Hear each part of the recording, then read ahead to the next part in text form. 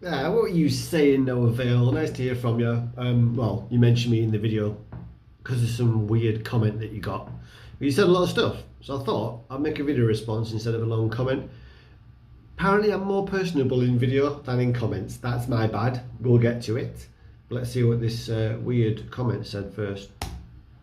Sad that this mess, he's referring to the commenter who knows I'm awesome now, and he just can't stand it that other people know I'm awesome. As few people that know I'm awesome, it's like, it's too few. I'm like, no, it's like, yeah, it's too few, but it's like, it's too many. Too many people think NoAvail is awesome. I was like, no, too few people know I'm awesome. That's right, too few people know that NoAvail is awesome. A unique mind on the internet. Absolutely. And you're like trying to make it even fewer. Well, I'm not gonna let you. I'm not gonna let you. So he's referring to the commenter who understands I'm awesome. He says, sad that this mess is your introductory proxy to Parker Stone / South Park.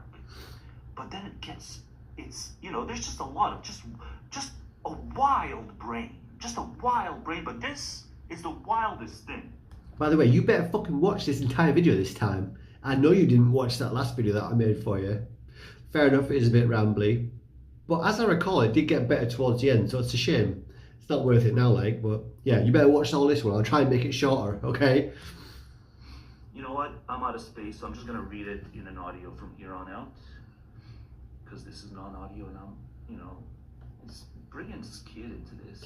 What's fucking weird actually as well is this guy clearly has done a little bit of research and clicked on my profiles because he knows that I am Shem Yowzo and Skid Row Radio. That's my two accounts. Got a gaming account obviously and this all but dead sort of politics account. But yeah, he's done a bit of research and he's paying attention to other regular commenters, which is a bit weird, something I've never done myself. Maybe that is a normal thing, but he clearly takes note of regular commenters and he knows that I'm both of these accounts, but I'm a good commenter according to this person, so let's go with that. Let's go with that. But I don't want to do it this way, but no, I should do it as an audio only because I want to mess with it with graphics too. I can have a field day with graphics with this thing. Whatever good commenters there were, I don't even know this, kind of familiar, but Skid, it's like I've had the patience of a saint with Skid. I must be doing something wrong then. If the way that you describe your interactions with me on your comments threads at least is that you had patience, I'm doing something wrong. My apologies. I think we'll get to that in more detail in a minute. And the last time Skid and I engaged in a video exchange of sorts, it was like 99% amicable. Yeah. On my part. I don't know about his part. Yeah, man. Watching the video. Definitely. Always. Sorry, I haven't finished watching. It's over a year old now, but I haven't finished watching Skid's last video to me from summer of 2024. But the point is, I was 99, and I'm pretty sure Skid was like 100% amicable to me. And for you as well, specifically for you to be amicable, especially in a conversation where there must have been some frustrations there, I guess, is epic restraint on your part. Or maybe it's some residual sense of respect or friendship that made you be amicable, but your style is no holds barred, and that's part of the reason why I love your channel, man. Your content is, you're just one of the realest motherfuckers on the internet. So like, yeah, it's a valuable commodity. But it seems by now they've mostly been alienated. Skid Row Radio, have you been alienated by me? No. Right? I think Skid Row Radio is all kinds of immodest on topics that are not his wheelhouse. And that's my only criticism. I'm not saying he can't have perspective. I'm not saying he can't dig deep. I agree. There's certain questions that the anti-vax movement poses, and you don't really get good answers. Like some of these folks who drop dead, some of these athletes, like they get the vax and like they're not even that old and they drop dead a few days later. That's it, man. Absolutely. First of all, I wouldn't call myself anti-vax. That's more generalized. I only really became concerned about the COVID stuff specifically for those ones because they were dealing with them differently than previous, vaccines, and they were making exceptions, emergency use authorizations that allowed certain parts of the trials. the testing to be skipped or sped up. So there was a lot of problems with those products specifically. So I'd never had any sort of anti-vax concerns in my life before, and it became important to me because, well, first of all, I was threatened with the sack at my job if I didn't get them, and then later on, after they actually came out, I think in April 2021. So I don't know if this is before or after our last video exchange or those comment exchanges about on that topic, but in April 2021, one of my friends actually died 3 days after his second AstraZeneca jab from a stroke. And this was, unfortunately, only a few weeks later, that jab specifically was pulled from the market because of a proven risk of causing blood clots, which obviously caused strokes. So is this fatal potential side effect of that particular jab, the AstraZeneca one, and it wasn't identified during trials because they were rushed through, so they didn't have long enough a set of long-term data on safety or efficacy or adverse reactions. So they didn't identify that risk until after, but it was publicly, you can Google it, you know, it's publicly admitted that that's why it was pulled from the market in most territories, because of this proven risk of blood clots. And unfortunately, that admission was too late for my friend who died 41 years old. So that really sort of solidified my position on that. I'd already started looking into it and being skeptical because of the concessions made, the exceptions made for those particular products, and the sort of hardline way that they were pushing them as the only solution, you know, to the point where they'd actually restricted other effective ways of reducing symptoms of RTIs. So we had medication already that was proven to be effective at reducing symptoms of RTIs that could have, in 2020, made a difference to some people with compromised immune systems. They were restricting those medications. In fact, they were vilifying them.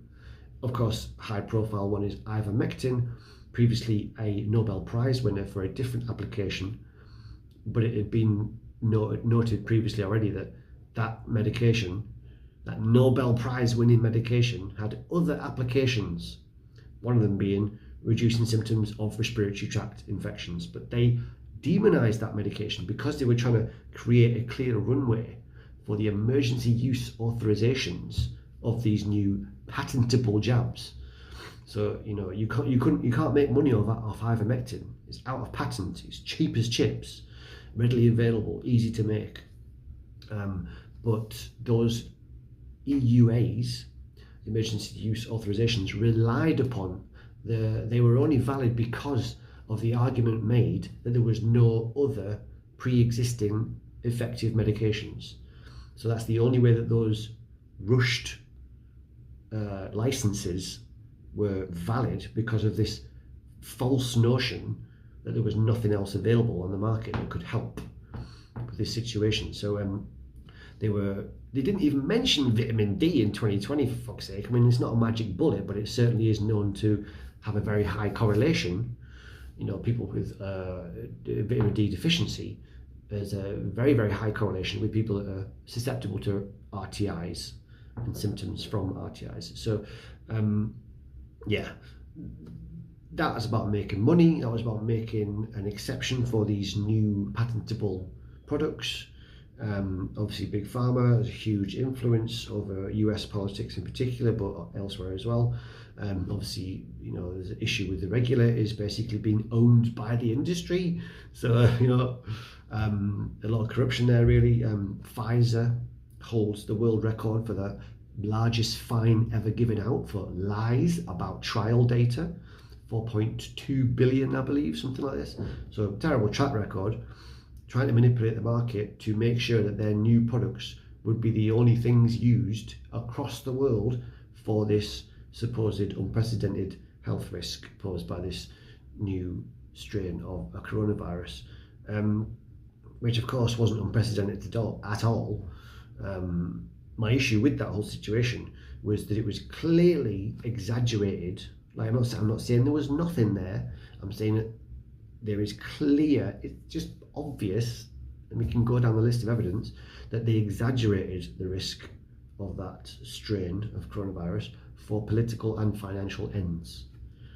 But that's where I was coming at it from, and also sort of the way that they were linking authoritarian policy and new levels of authoritarianism related to that situation. So under the guise of an emergency, they were normalizing unheard of restrictions to social movement. I got arrested in London for being in a group of over 2 people in the middle of London, in a park with hundreds of people around, watching a guy do a speech surrounded by dozens of people. I got picked out personally, had a conversation with the police, and they told me to disperse. I says, I argued the case. There's a video. I think I've got the video. Actually, it's probably unlisted. If you're interested in watching that exchange that I had with the police in London before I got arrested, NoAvail, I will send you a link. It's unlisted. But yeah, I got arrested for being in a group of over 2 people in the middle of London. Insane rules that were brought in to normalise this unprecedented level of tyranny, of control over social movement and such, under the guise of an emergency. And these are rules that they are trying to now codify into long-lasting permanent laws. So that was one of the concerns we had at the time, and it is coming true, despite what you're going to say in a minute, so we'll get back to that. It's like, okay, yeah, you can raise an eyebrow. So Skid Row Radio, if he wants to raise an eyebrow, fine. But Skid reaches a bunch of hardcore conclusions, right? He's hardcore. It's not just Charlie. It's also hardcore conclusions. I didn't see it that way. I followed the evidence, and I wasn't listening to the tinfoil hat brigade. I was looking at evidence in my own eyes, working in the health service, right? Work on a dementia ward at the time, and after that first wave in March, April, not a single patient on our dementia ward got sick for the whole rest of 2020. That's the most vulnerable demographic. A ward full of people with compromised immune systems, elderly of course, right? Not a single one after the first spike in March, April got sick or even tested positive for the whole rest of 2020. Our next outbreak was in August 2021, obviously after everybody had the jabs. I'm not making that correlation, I'm just saying that is the chronology of what happened that I saw with my own eyes working in the NHS. But yeah, it took me a little while to come to the sort of opinion I had on that whole situation. I wasn't immediately sceptical. My first reaction was I was quite worried. There was a lot of hype. I started drinking this sort of immune system boosting herbal tea that my missus was making me. Every time I go to work, I'd have a little sip out of the locker. And when they first started talking about jabs, my first thought, and I said this to my partner, I said, if I have to have it as a condition of going to music festivals, I will take it. So that was my first thought. I wasn't immediately skeptical. I became skeptical because of the emerging facts about the situation, which maybe we can get into in a minute. But yeah, I certainly wasn't listening to the crazies making these wild predictions on it. Maybe they overshot the mark with some of them, but some of them were absolutely realistic concerns and did later manifest. And that's also fine. Some questions are not satisfactorily answered by the pro-vax crew. But if you watch the debates, I'll link to one of the debates on vaxes that I just watched, and it's far more often than not, it's the anti-vax side that doesn't satisfactorily answer questions. What debates? Did you link to it? I don't know if you did. Maybe I'll look in your comments notes. Debates aren't really going to do much for you, because that's, two sides that already have a set opinion on something trying to argue the toss with. I don't think that's the best place to get your information from about such a complex and contested issue. I was paying attention forensically to things that were happening in trials, in medical trials, in papers on PubMed, in my own hospital, political maneuvers, decisions, things that were unprecedented, the rationale that was given for decisions made, all that stuff. It just did not add up. Maybe we'll get into that in a minute. I'd like to expand on it, but here we go. From the experts. But we also all have to keep in mind that none of us, this is, as far as I know, it's like nowhere near Skid's wheelhouse either. You know, global health, pathogens, and all this stuff. I mean, I haven't got a qualification to that degree, but I spent several years forensically paying attention to everything that was going on, and I am absolutely certain that my interpretation of what happened is accurate in as far as it can be as an observer. But yeah, I don't think you need like a PhD or something to be able to accurately assess what is going on and pick out inconsistencies and non sequiturs and you know, false reasoning and threats to liberty and unjustifiable political moves and you know, emergent facts about risk that, you know, it became clear that it was oversold. So you don't need to, yeah, you don't need to have a qualification to be able to ascertain those things. But see how this warped mind decodes my perfectly sensible feedback to Skid, which I don't even do anymore?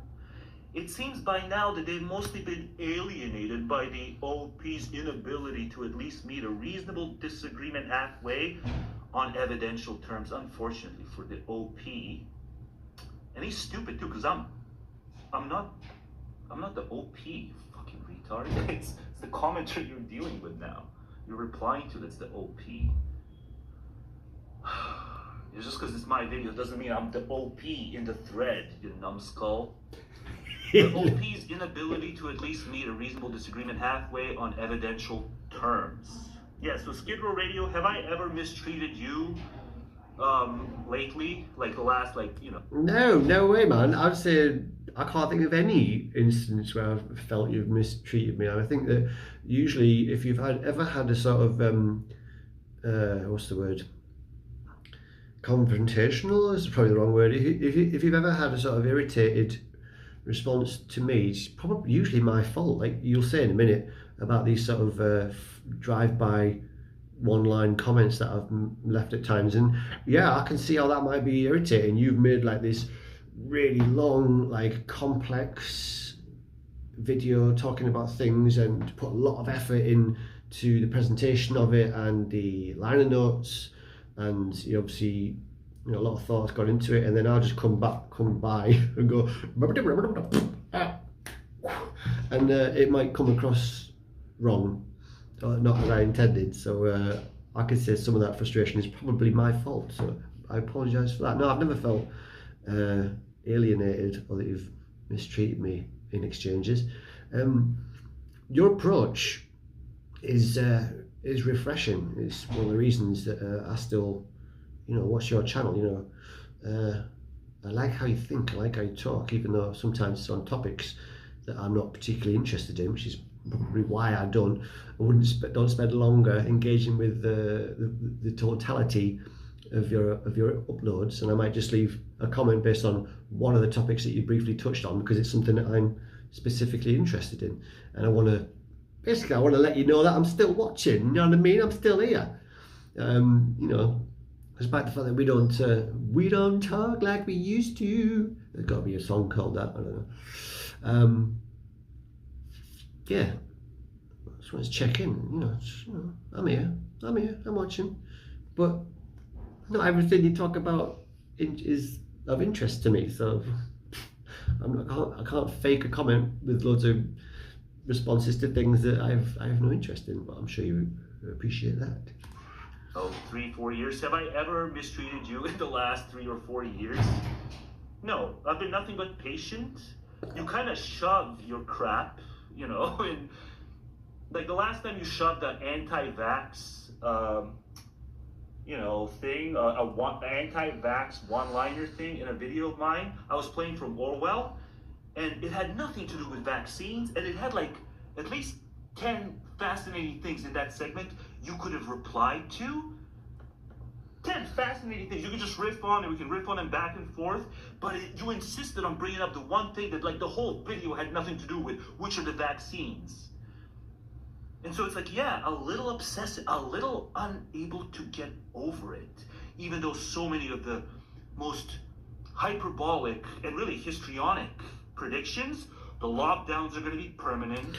Yeah, it is hard to get over because there still hasn't been a legitimate sort of autopsy of what happened. The lessons have not been learnt. Admissions have not. Well, so actually, some admissions have been made. We recently had Chris Whitty, who was one of the architects of COVID policy in the UK, come out and said actually those lockdowns were too strict and caused more damage than good.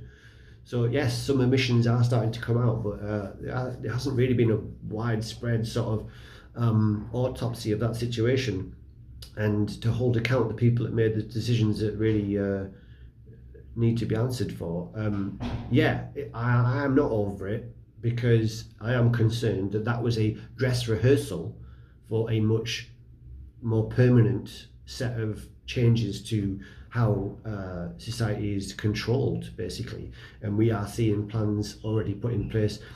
Obviously, digital ID, digital currencies, the risk there is a total surveillance state of everything you do, and be able to switch you off for any sort of aberrant behaviour that the government doesn't like. And we have seen this occurring already. A few years back in Canada, they froze the bank accounts of people that turned up to a lockdown protest. So the truckers, the Canadian truckers, who were I think it was protesting the jab mandate, something like it was the jab mandate, I think.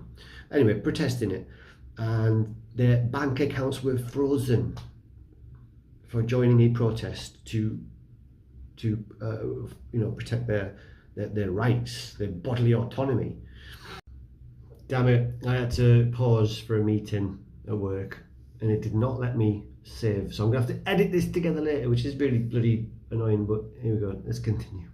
The histrionic predictions, the lockdowns are going to be permanent.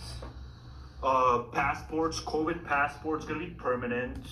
The problem is they created a precedent, so that if they want to do similar things again in the future, it's already happened before, so people are normalized to these extra levels of control. The ridiculous things that we saw, the stickers on floors telling you which direction to walk through supermarkets, the overkill, the arrests, the lockdowns, the mandates, the travel restrictions. All of that was normalizing an extra tier of control over society, right? And they blamed it on an emergency, but they have now created the precedent. So that is the risk, that they're normalizing this extra level of control of things. And like I said, with the Canadian truckers, we saw that precedent. In the UK, we have seen laws made permanent off of the back of the precedent set by so-called emergency laws during COVID. So in the UK, we now have ridiculous restrictions on protests, for example, and public gatherings, right? And they were given legitimacy by following on from things that have happened in the last few years. So that was the worry. They turned the screw on the premise of an emergency, only to later codify those changes into long-lasting laws. So yes, that is absolutely happening. I mean, you can go to the nth degree and say, oh, well, those extreme examples didn't happen. Fine, go for the low-hanging fruit if you want. But there absolutely has been a knock-on effect of authoritarian policy introduced and being built right now that was given legitimacy by the precedent of what happened during COVID. I've said that about 5 times now, so let's carry on. So you're going to be perpetually jabbed by newer vaccines, all that.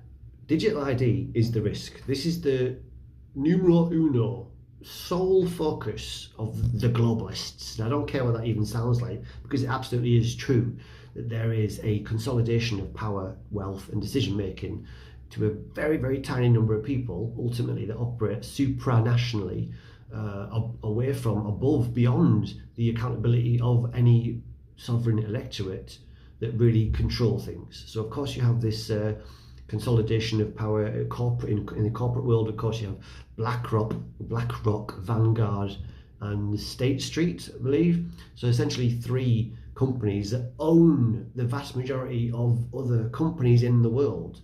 So you do have absolutely this sort of pyramid structure of wealth and decision making, and of course undue influence into politics as well with the lobbying culture, and this corporate government collusion and sort of merger that goes on, this revolving door situation, and so that is where the influence really is. And I'm not telling you this because I think you need to know this, I'm sure you already do, but that is my focus as well. That is my obsession, is what is happening that cannot be logically, ethically, or by legal precedent justified, that they are trying to force through despite being no need for it, no support for it, and what are the adjacent risks of that agenda. And everything that they are doing, as for the last couple of decades really, has been moving towards this paradigm using digital ID. And it's something that Tony Blair, that ever popular ex-UK Prime Minister, that everyone hates nowadays really, has been obsessed with digital ID for a long time, and successive governments in the UK have tried to bring it in, only to get pushed back every time, because there is no support for it and there is no justification for it, because we already have systems in place to deal with all of these excuses they've given for apparently needing this new form of digital ID, this centralized system of licensing. So it is a general shift away from what could be described as inherent rights to a system of licensing, of prescribed access to society, which can be taken away for arbitrarily, for whatever reason the government of the day decides. If they don't like your political position, if you've been on the wrong kind of protest, if you've made any challenge to policies that they're trying to push, they can just switch you off. And that's not hyperbole, it is already happening. The Canadian truckers being one example, I'm sure there's others. I didn't do any research to prep for this video, this is just off the cuff, but there is stuff happening already that is setting new precedents for authoritarianism. And the introduction of digital ID allows them to automate that process and centralize it. And this is a huge threat to civil liberty, of course. We already see in China the social credit system, where you are given or withheld social credit points according to your behaviors, essentially. Obviously, a dangerous tool in the wrong hands, or in any hands. It's unnecessary. But yeah, so this is my broad sort of view of that, is that the COVID situation clearly exaggerated, they clearly overstated the risk and overshot on the response to it. So they were trying to, that was a dress rehearsal for the stuff they want to do with digital ID. That's my concern. Call me crazy, we'll see how it pans out. I hope I'm wrong. I really hope I'm wrong. That's the fucking irony here. Like, I don't want to have been anxious about stuff that's gone on the last few years and had that view of things. I came to it, there was no other conclusion to come to, and maybe we'll get into some of the details of why that is in a minute, but that is my concern, and that is why I cannot drop it. And I cannot get over it, what happened, because it's not ended. It was just the dress rehearsal. The big war, the big risk is coming with digital ID. So that's where I'm at with that. All that stuff, they said it was going to be a social distancing forevermore, See, again, you can go to the nth degree, forever, yeah, whatever. I don't know who said that. Did I say that? I'm not sure if I said that. But those overshoots on that new precedent for control of society is a problem in itself, because it normalizes that kind of stuff. So whether it was permanent or not is not my concern. My concern is they've made it normal now. So if they want to do that again for whatever reason, they've already had a practice at it. And if they want to mandate medications in the future, in a world with digital ID, where they can just say, right, you don't get this jab, your digital ID is invalidated, you can't get a job, you can't travel, you can't whatever, ever, you know. Who knows how many restrictions they'll be able to apply by you not complying with something like a government mandate. Like the fact that they even tried that in the first place should be a huge red flag. It's the concern about it is not invalidated because it didn't suddenly become a permanent thing everywhere, right? They did try to do that. That in itself is enough reason to be worried about what it was they were doing there. Shelter in place forevermore. When did I mute them, be the same Calvin? again. Yeah, you know, it's back to normal, more or less. It is not back to normal, mate. It is not. They are creating systems of control that will dwarf what happened during COVID. That's the concern. That's the direction of travel. And my opinion on that is, you know, the wider context is obviously the whole system is teetering on the edge since 2008, really, the crash, of course. No lessons were learned from that. It only got worse. The same people who made that system unsustainable kept doing the things they were doing, in fact made it, you know, and ramped it up. So the whole system is unsustainable. It's ready to collapse. So they need to build the walls of a cage around us right now before it's too late, before, you know, it's obvious that the king has no clothes and people revolt en masse. So this is what I think the wider context is. They're having to move in this direction of total control because the system they built is on borrowed time. But none of these people who made these histrionic cautionary tale predictions, none of them ate crow. But then it's like, I still leave Skid Row Radio alone. I still leave them alone. Because, like, okay, yeah, there's at least a few questions that, you know, it's like, why are those I don't think I personally said that lockdowns would be permanent. Did I? But I am absolutely concerned that, you know, it has created a new normal for which created, you know, the pretext to a further ramping up of control. And we are seeing that. I said in the UK, restrictions on public gatherings, on protests, on free speech. We have the world record, I think, for the number of arrests made for tweets. And of course, that was what happened during COVID with relation to that was unprecedented censorship. So, you know, not just crazy guys with tinfoil hats, but legitimate medical experts were censored, talking about the risks, or even just asking questions about the official narrative for COVID, you know, pointing out inconsistencies and unevidenced claims.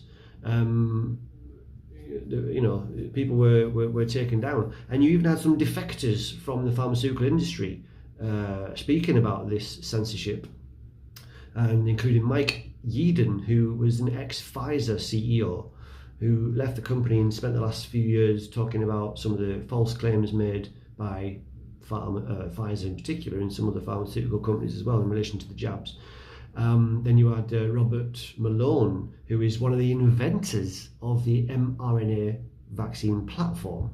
So clearly a supporter of the technology as a platform, but has spent the last few years detailing some of the specific problems with these particular products. So he helped invent the platform, and yet he has been, for the last few years, Dr. Robert Malone, if you look him up, going into detail about some of the problems with how these particular products were manufactured, some of the risks and stuff like this.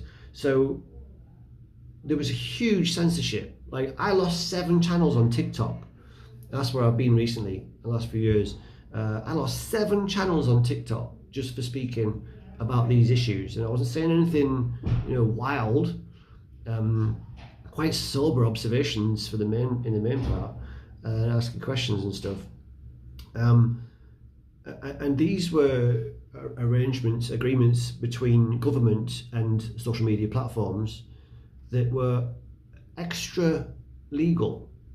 There was no legal justification for it. It was just an agreement between government and social media platforms to censor this particular topic. So there was, again, unprecedented efforts to restrict and censor challenges to the official narrative, which was Swiss cheese. Athletes like dropped dead and stuff shortly after they took the vax. It was like more than one athlete. Yeah, man. And remember those videos from China?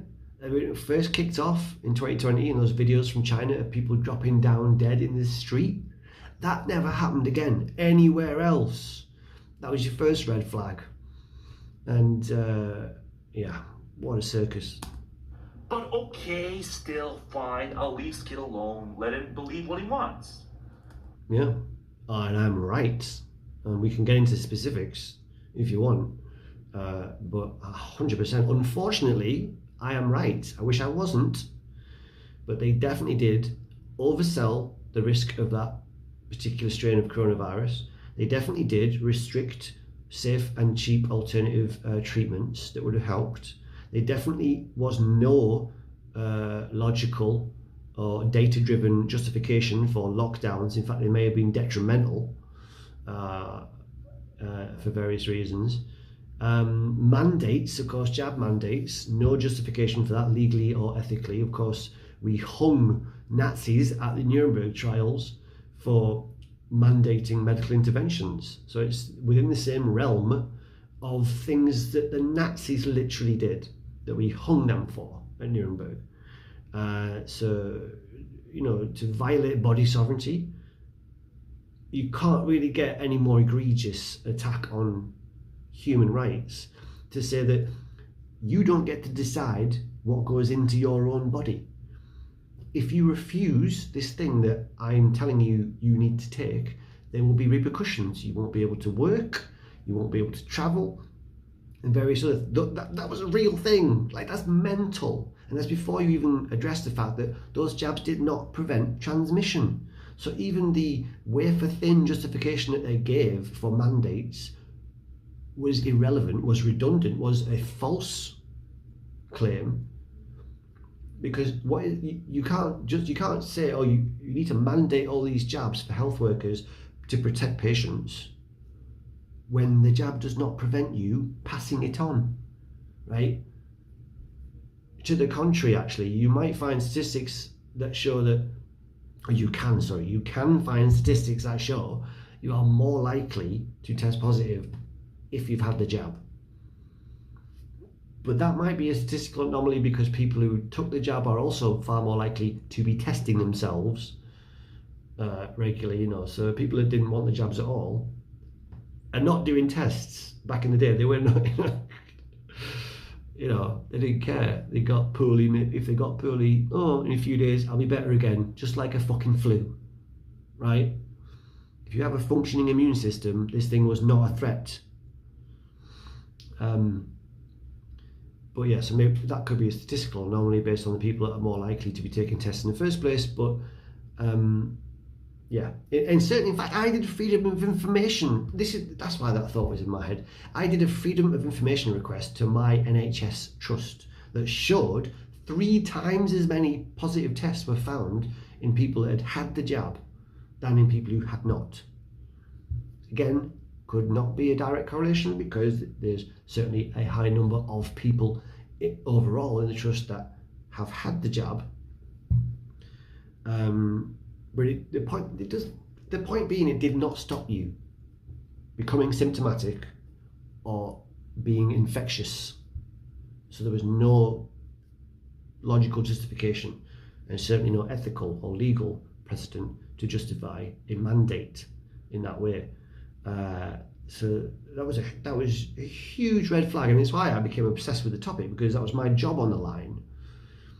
Like, I was being threatened with a sack. I was having to go to meetings to sort of, you know, argue my case about why I didn't want it, why I didn't think there was adequate safety or efficacy data to justify me needing it. And the fact that I've been working on a ward for the last year and not being sick around patients that weren't getting sick. So I didn't see any justification there for it either. But I'm rambling. Let's carry on. But then the puss emitter wants to cast aspersions between me and Skid. Oh, never happen, man. We're solid. Solid. And whoever this is, who's kind of faintly familiar, but I forget. Like, I know we haven't spoke like that in many, many years, but those were special times, man. I mean, they mean a lot to me, man. You mean a lot to me. You mean a lot to me, man. You know what I mean? You were a real good friend. So no one can ever drive a wedge in between me and you, man. Unfortunately for the OP, I've got a lot of free time on my hands. Yeah, I bet. Well, free time. Right, I wanted to say this because, yeah, you know, you do these really long videos, very detailed, dense.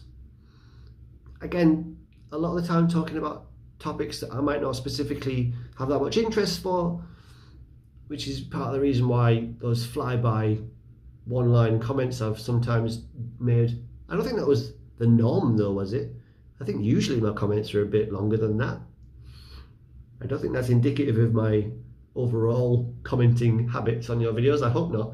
But yeah, I just don't have the time to invest into very long videos, and then also on top of that, give long and detailed responses to the videos. I just don't have the time, man. You know, in between work and going home, living with my partner, of course. There's not many. I don't get many opportunities to spend 2 hours watching a quite dense political rant video. Not to devalue, the word rant isn't necessarily a pejorative. You know, I just don't have the time for it, man. The spare time that I have that isn't work, gym, eating, sleeping, or being with the missus, the small oases of alone time that I get, I'm playing video games. That's what I'm prioritizing, man. I'm sorry, you are losing out to PSVR 2. That's what I do when I get some free time. So I'll drop in and you know, sometimes even skim through some of your videos and leave a comment on something that does poke out as of particular interest to me, but I just haven't got the time to give you any more. I'm sorry, it's my bad. I'm sorry. I bet, Mr. What is it? Russia isn't owned by 86 families. Yeah. Oh, I'm sorry. You're right. I'm so sorry. 186 families. 180. Yeah, sure. 186 families. Yeah. You just wait. You just wait for my distribution of wealth in Russia segments coming up maybe like 6 videos from now. Yeah, okay, yeah, it's not 86 families. Yeah, I'm a propagandist because I said 86 families own Russia. It's, you know, somewhat more. Oh, he's just such a petty fucking turd. Your presence is unwanted unless you repent. And if you were to repent, you and I can fight fascism, but you just don't want to do it for whatever reason. You know, whatever, scummy Russian genetics there. I'm a sensualist. You know, you probably like that. It goes hand in hand with next level reductionism that you're on. You're on a reductionist power trip, and you've spun it into your head that you can go around power tripping as a reductionist in my yard. Well, you can, right? But yeah, there's going to be segments done on you. You'd never know that I go to the gym, would you? Suggest and plant seeds in people's minds that like I shoved Skid Row Radio like away. I pushed him away. No, it's just the videos are long, and Skid's not a especially, you know, particular person. So I'm not sure what this means. Particular. You may be right. I just don't really know in what context you're using the word particular. But as I've said, yeah, you know, a lot of the topics you talk about, not necessarily that interested in, you know. But every now and again you will touch on something that I am. And then I will try and, you know, leave a comment to show that I was watching, even though not all of it was of particular interest to me. And that's fine. You know, I've got my weaknesses, and, you know, Skid, you know, you gotta be particular. You gotta also be able to see the universal in the particular, but also Skid. You know, he's just not that particular. So I understand why he would think my videos aren't for him. That's fine. But see how here, like, you know... I just love how you speak and how you think, man. I love your approach. You're just raw, honest, you're pretty punk. You're pretty punk, aren't you? You know. So that, you know, that's why I tune in. Alienated. Skid Row, did I ever do anything to make you feel unwelcome or alienated? No. Yeah. You know, we had a bet, like 4 or 5 years ago. I do not remember this, although my memory is not fantastic. So. The draconian lockdown thing wouldn't be permanent, and I won that bet, and I didn't even like shove it. Did I bet that lockdown would be permanent? I can't even remember thinking that. I do think that there is a risk that they've set a new precedent, and they will be more able to enact such restrictions if the digital ID system is built, because then they'll be able to automate repercussions for not complying with those types of things. So they've set the precedent of showing this is our intent, this is how we are willing to restrict your liberties with no logical or data-driven justification, right?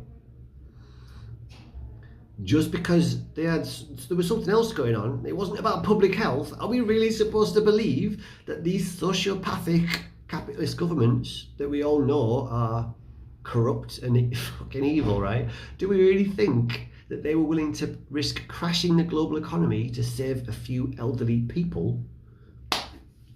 No, lockdowns were not about public health.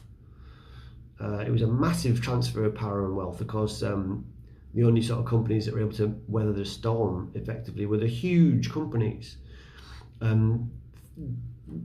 Hundreds of thousands of small businesses went out of business because of lockdowns. Small businesses were devastated because of those. So it was, again, another huge transfer of power and wealth. These companies that are under the umbrella of these, you know, your BlackRocks, your Vanguards, your State Streets, were able to survive because they were protected by their ownership of these huge companies. But small independent businesses were devastated because of lockdowns. Maybe that was part of the reason for it. It certainly wasn't about public health. In your face. Or the bet may have been about like my health, because when you heard that I was going to get those 2 jabs that I got in 2021, Moderna, you almost like pleaded with me not to get the jabs because they were going to be my downfall. Definitely, man, because I care about you as a friend. Yeah. I care, yes, I tried to convince people that I care about not to get it. And again, I don't know when that conversation happened, but I can't say that this was because of what happened with my friend who died 3 days after his second AstraZeneca jab. But after that, certainly, I was really trying to convince... In fact, I tried to convince him before he had his second one. He told me he'd had one. I says, don't go back for the other one, you don't need it. Do you feel like, have you been ill the last year? You've already been exposed to it.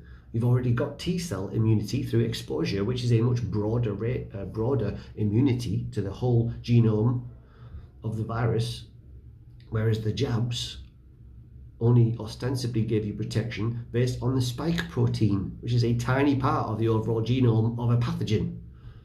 So natural exposure gave you this broader immunity, stronger, more robust immunity, which then gets transferred to T-cell immunity, which is your body's natural way of remembering previous infections and being able to fight the same or similar infections in the future, because it already has a memory of how to combat a specific pathogen. So that's T-cell immunity through exposure, much stronger than jabs. So unnecessary. It was unnecessary for you, and it had these risks. And maybe that came down to batch. Obviously, not everybody had adverse reactions, and maybe that came down to batch. And some of these ex-pharma people have come out and spoke about this, like Mike Yeadon, Robert Malone. but there was certainly a historically high adverse reaction rate for those jabs. You had the VARs system in America, the yellow card system in the UK, reporting unprecedented levels of adverse reactions, including some serious things like Guillain-Barré syndrome, like I said, myocarditis. It was a big one. Like you said, sports guys dropping down dead on, dropping down at least on the pitch. Blood clots, some serious stuff. Because, and I'm not going to be able to remember all of the details of why these were at risk of causing autoimmune conditions, but you'd have to go to the Darkhorse Podcast and Dr. John Campbell, both here on YouTube, who have gone into great detail about and they're experts that have the medical insight to go into evidence of why these ran a risk of creating autoimmune conditions, amongst other things. But yeah, historically high adverse reaction rates compared to all other previous legitimate vaccines. And maybe that was because of the rushed trials, maybe that was poor batch control, manufacturing process control, I don't know. But the elevated risk combined with the unprecedented pushing of them, the mandates and everything, was just scary, and I didn't want you to have them, man. Did you go back for boosters? You only had 2, I think, yeah? So is that because the hype died down and you didn't care anymore? You went for you must have only gone for the first 2 because of the hype, because you're a healthy guy. Like, I don't think you got I don't think you're someone with a compromised immune system, are you? I don't think you're often ill, are you? So you didn't have this urgent need to protect yourself about this pretty vanilla, pretty average coronavirus. And we can get into that. They massage the statistics to make it seem like a bigger threat than it was. They were classifying deaths for basically all causes as COVID if they tested positive. But the tests that they were using were inadequate as well. And there's so many different rabbit holes to go down. I hope it might sound like I'm making like sort of just unsubstantiated claims, but everything I'm saying has a strand that you can follow to evidence those claims. So I guess I'll do one of them just to illustrate the point. So for example, the PCR tests cannot tell you if you are infectious. It cannot tell you if you are ill. It just looks for fragments of genetic material. So you can have the presence of a particular pathogen, genetic material in your system. It cannot tell you that the presence of that genetic material has any impact on your health whatsoever. Like, you can be completely healthy and test positive. And there was also a problem with how they were done as well. So there's this thing called the cycle rate, the cycle threshold, the cycle rate, which is essentially akin to amplification. So you need to amplify the results in order to be able to see what you're looking at, essentially, the simplistic way of putting it.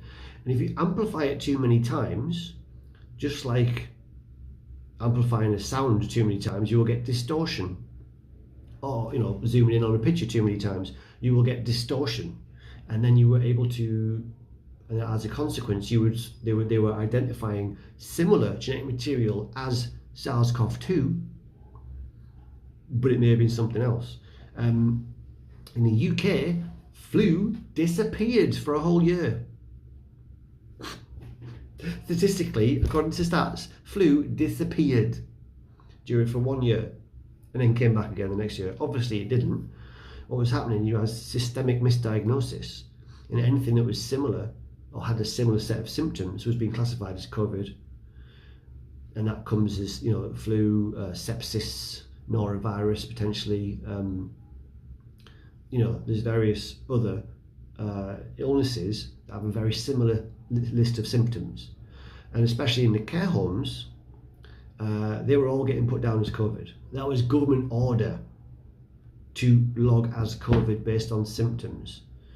But the symptom list was identical to other stuff that is very commonly affects elderly people with compromised immune systems. There was also, government policy that exacerbated the death toll. For example, in the UK, they emptied out hospitals of infected patients into care homes to make room in hospitals for an expected deluge of cases that never materialised. But this is a 100% counter to existing policy, which is you don't send infected patients into care homes because they are buildings filled with the most vulnerable demographic in society. So of course you don't do that. But 2020, they did that. So they put all these infected patients into care homes, creating a domino in the care homes amongst the most vulnerable, which created this artificially large spike of deaths in March and April of 2020. And there's many other ways that happened as well. This exaggeration, this intentional exaggeration of statistics to make it look like it was more dangerous than it was. During the lockdowns, we had the UK government imposing these lockdowns, and yet having parties. The government was having parties during lockdown. So there's only two explanations for that. The first one is they've all got a death wish. The second explanation is they know that the claims that they were making about the danger were bollocks. I don't think the government have a death wish themselves. I think they knew that what they were saying about the danger of this virus was completely overblown, and they weren't scared, and so they went ahead and had their own little parties. There's far more significant points on that about the exaggeration of risk, but we'll move on. Potentially, but here we are. I won the bet, and I'm such a gracious, I'm such a good host and such a good sport that I win bets, and I don't even tell you that they lost that bet. I got this amount of money too.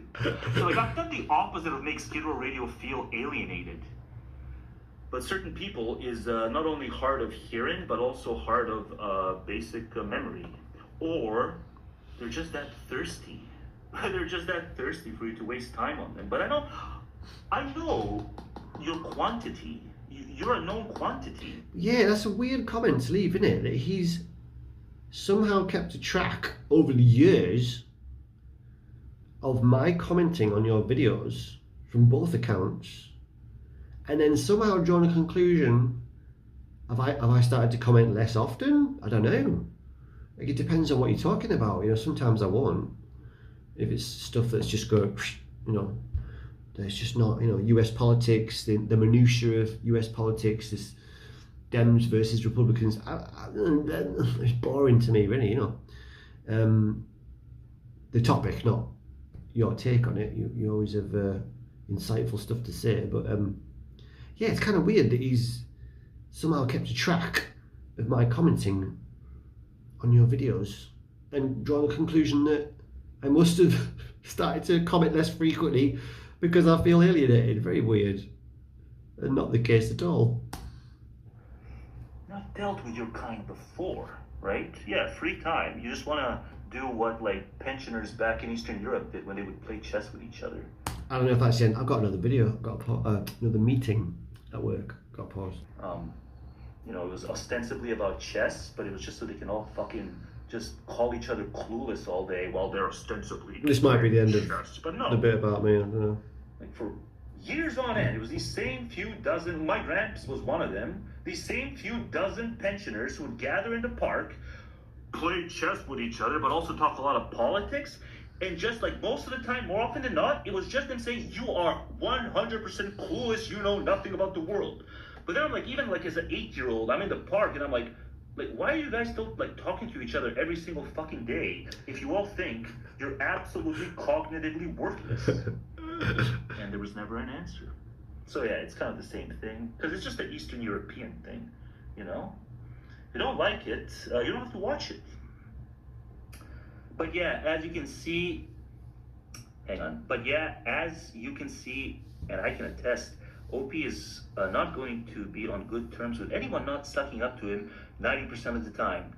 Does that make him Kyle? The OP said I'm Kyle. Kyle was my favorite, so that's why I like that commentary. He said I'm Kyle. Kyle was always my favorite.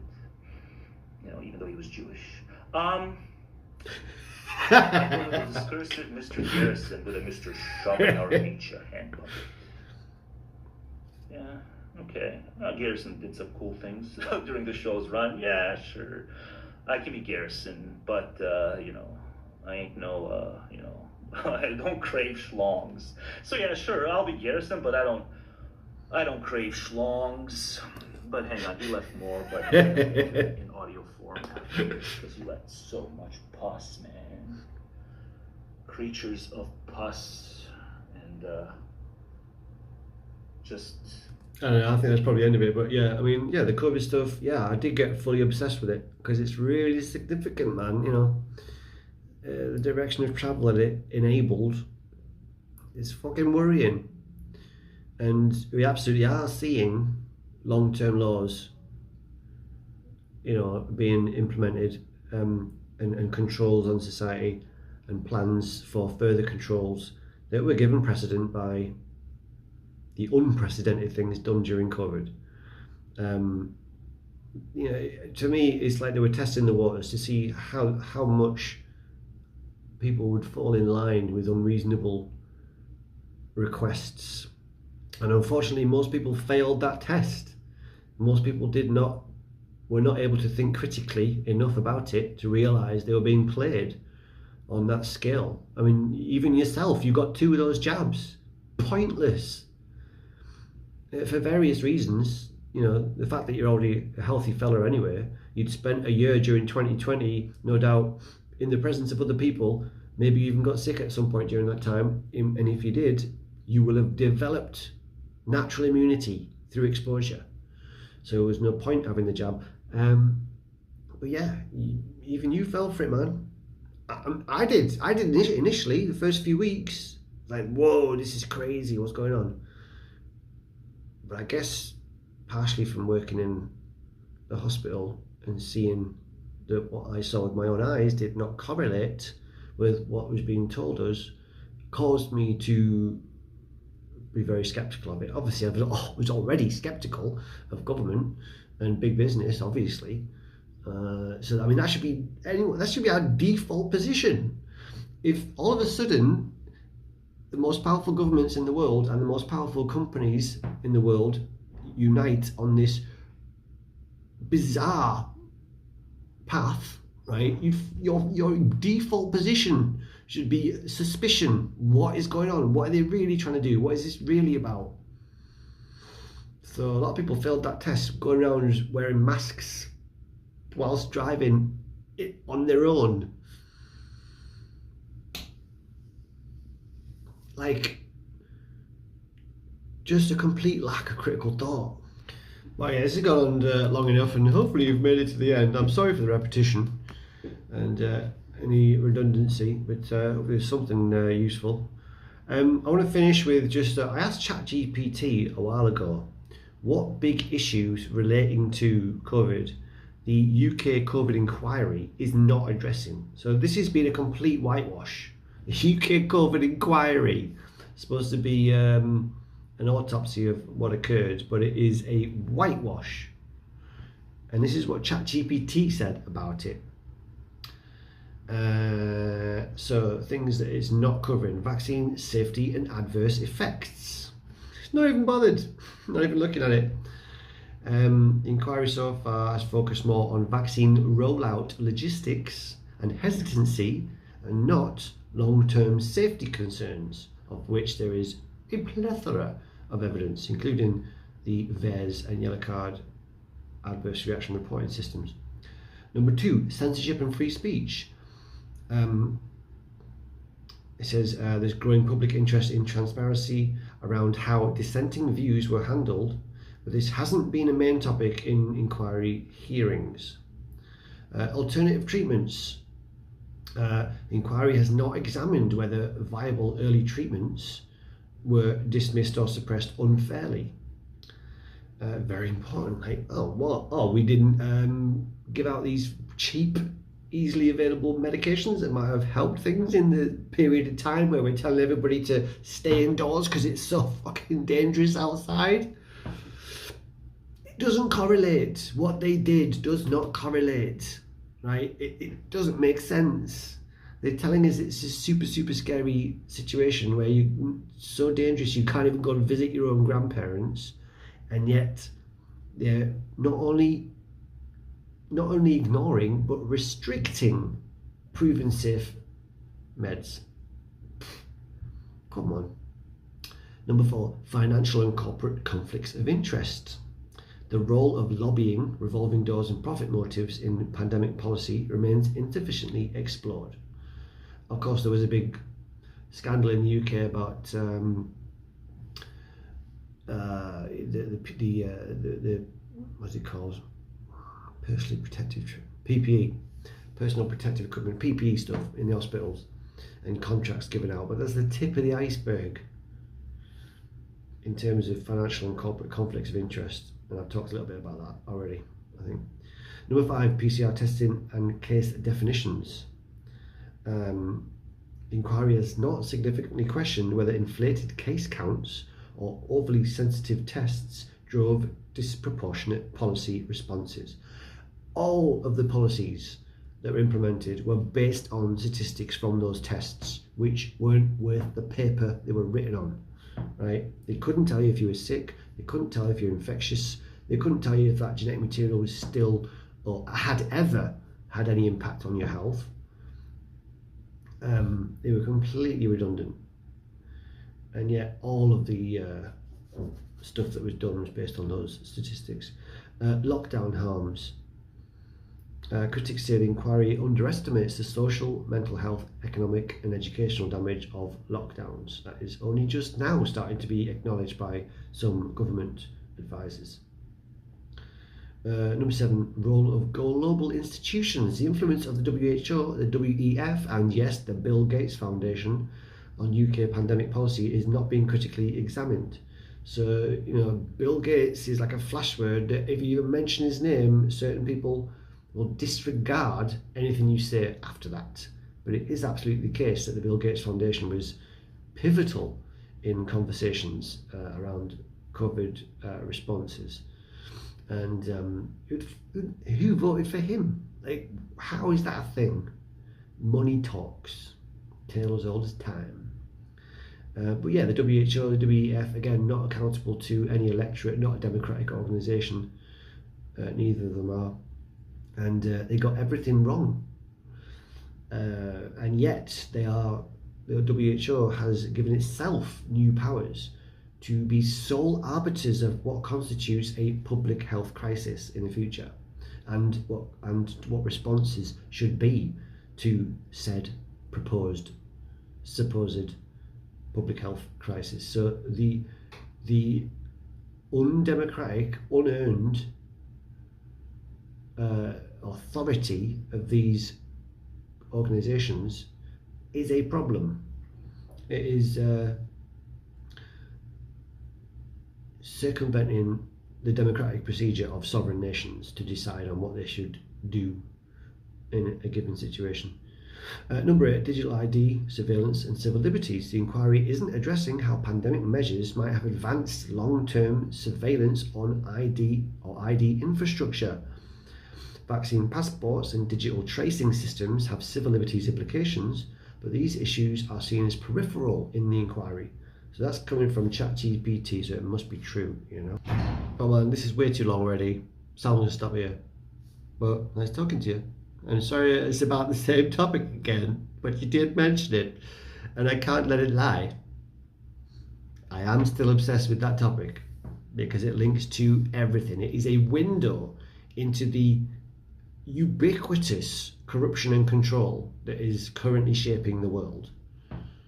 Because the levers that were pulled globally with no legal, ethical or logical justification is a window into what they really want to do long term and what they are willing to do to erase concepts such as bodily autonomy and general concepts of liberty.